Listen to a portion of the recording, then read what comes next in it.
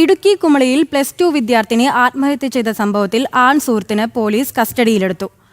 Kumily 1 mile സ്വദേശി തോട്ടിൻകുഴിയിൽ അഭിരാജനാണ് പിടിയിലായത്. Postmortem പരിശോധനയിൽ പെൺകുട്ടി പീഡനത്തിനിരയായി എന്ന് കണ്ടെത്തിയിരുന്നു.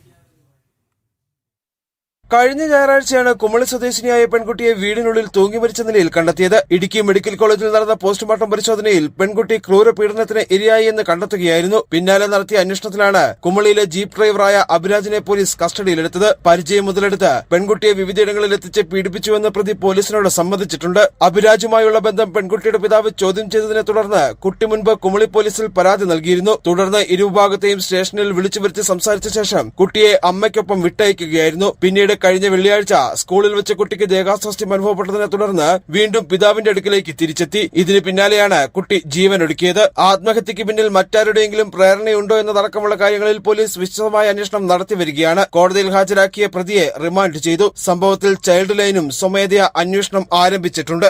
ജനം, ഇടുക്കി.